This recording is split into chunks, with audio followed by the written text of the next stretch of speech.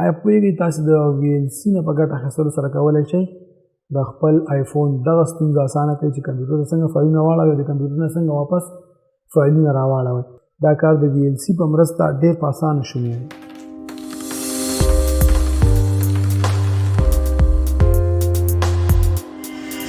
السلام علیکم لیدونکي هیله ده چې ټول به ښه روغ جوړ اوسئ. ستاسو کوربه عزیز کاروان یم او دغه چینل له لارې نه ستاسو سره په آنلاین زده کړو کې مرسته کوم. په نننۍ ویډیو کې به تاسو په دې باندې پوه کوم چې تاسو د VLC نه په ګټه اخیستلو سره څنګه کولی شئ د خپل آیفون نه کمپیوټر ته او یا د کمپیوټر نه آیفون ته فایلونه راواړوئ. د ټولو نه لومړی تاسو څه کوئ، تاسو راشئ په خپل موبایل کې VLC اپ کولاو کړئ. کله چې د VLC اپ کولاو کړو تاسې په نیټورک باندې کلیک کړئ. چې کله په نیټورک باندې کلیک کړو تاسې پکې سیده دغه آپشن پیدا کړئ شیرینګ وی وای فای. دغه آپشن تیار آن دی، که ستاسو آن نه وي آن یې کړئ.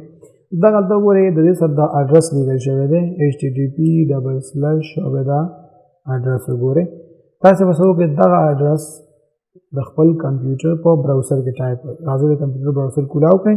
کله چې براوزر کولاو کړو هلته د اډرس ټایپ کړئ او انټر یې کړئ. دغه صفحې ته په غور سره وګورئ، پاسې ډراپ فایلز لیکلي. دغلته که تاسو د فایلز واچوئ، یو فایل د خپل کمپیوټر نه راوالئ او په دغه وینډو باندې د پاسه واچوئ، نو ستاسې فایل به ستاسې موبایل ته کاپي شي. د کمپیوټر نه به ستاسې دا فایل ستاسې موبایل ته کاپي شي، VLC فولډر ته به راشي. دا یو فایل راخلم او دلته یې ډراپ کوم. تاسې وګورئ دا فایل کاپي کېږي. اوس یې در باندې موبایل کې ګورم، وګورئ دا فایل دلته موبایل ته راغی. د موبایل په VLC کې دا فایل دی.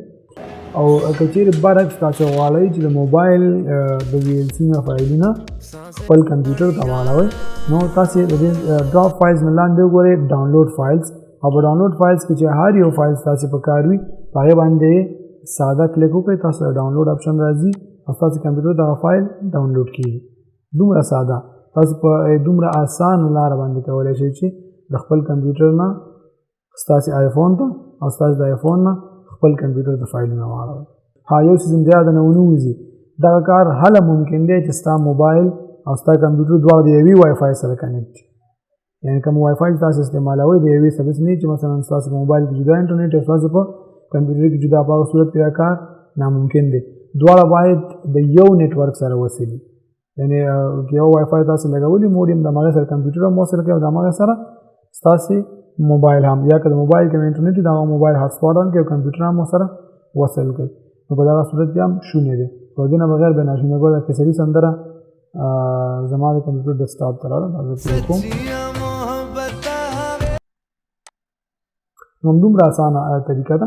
خو تاسو به فکر کوئ چې مثلا د VLC فولډر کې که زما کوم فایلونه نه وي نو هغه سره به څه کوم، یعنې ستاسو د موبایل DCI هم به څنګه کاپي کوم.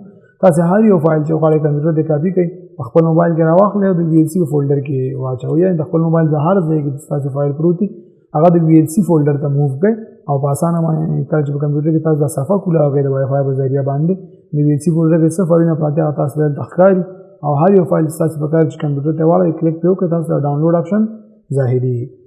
دا مو زموږ د نن ورځې ویډیو هیله ده چې ګټوره به درته تمامه شوي. د بلې ویډیو پورې مو په لوی الله سپارم. د خدای په امان.